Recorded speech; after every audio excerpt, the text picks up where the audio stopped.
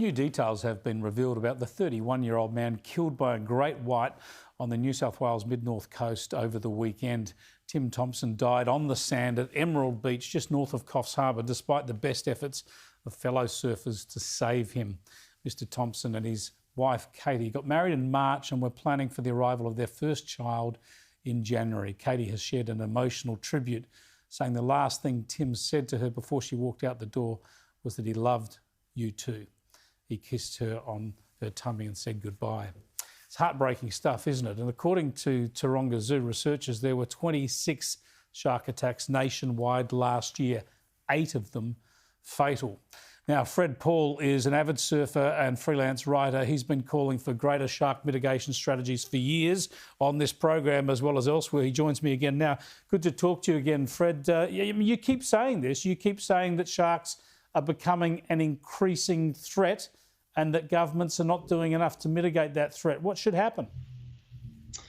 Well, I mean, if only they would do something to mitigate that threat, mate. But it's becoming increasingly apparent that there's just no votes in it. I mean, most of the people who are dying are surfers. And, I don't want to sound sort of like a victim here, but I just don't think people care anymore. I mean, the numbers you put up just then are a little bit short of the actual number. From my account, there's been 10 fatalities since the beginning of last year, and possibly 11. There was a disappearance in South Australia last year of a snorkeler, and his disappearance, doubling the tragedy, is that he hasn't been officially recorded as a shark fatality, even though he disappeared in broad daylight and there was a shark seen in the area. I mean, these are the ways bureaucrats insult the victims of these incidents. There was a further insult on the weekend. I mean, it happened on Father's Day of all things, and the guy didn't even live long enough to be a dad, which is just so sad. But the last time there had been a fatality in New South Wales, the Department of Primary Industries announced on its Twitter feed that there'd been an incident. This is back in July at Tuncurry near Foster on the north coast. This time, nothing. I mean, they're pretty much pretending it didn't happen. And if it weren't for people like you, Chris, I've got to give you credit for this. If it weren't for people like you, Chris, this story would fade away. I mean, I don't want to sound sort of depressing, but I just think people don't care anymore, especially politicians. Well, I think the issue is a lot of surfers don't want any action taken. A lot of surfers say that they just take the risk. It's part of the territory. It's the shark's domain, and they accept that risk. But the point is that we know that shark protection measures work. There's been no fatalities at protected beaches in Queensland and New South Wales forever. So I suppose the question becomes whether you can extend those protection measures to all these other beaches that surfers frequent, or whether that's just too difficult. It's not difficult at all. In fact, we have the best shark management program in the world in Queensland.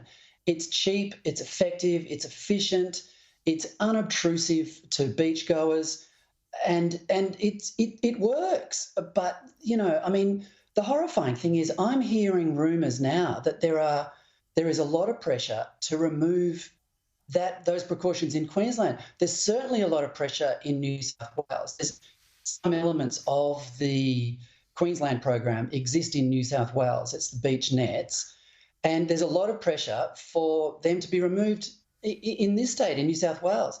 So, I mean, we really should be protecting people at beaches. And just let the sharks have the rest of the ocean. It's not asking much. Yeah, they can have the rest. Look, the equation here is very simple, though, isn't it, too? When you look at the protection of great whites, they were protected because people believed they were being fished to extinction. So the idea is for their numbers to build up. And all the fishermen will tell you that they've seen that. They've seen a lot more great whites, obviously living longer, becoming bigger. So there are more dangerous sharks out there.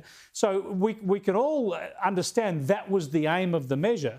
Well, the consequence of that is obviously going to be more shark attacks. Why can't they be upfront about that? Well, I mean, you don't have to be Einstein to realise that protecting a species will increase its abundance.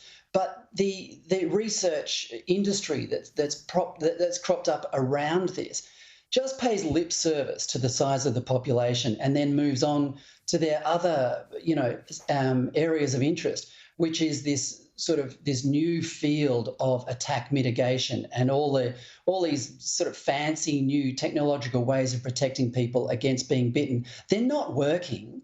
Meanwhile, the numbers of sharks are increasing, and all these researchers are in absolute denial of it.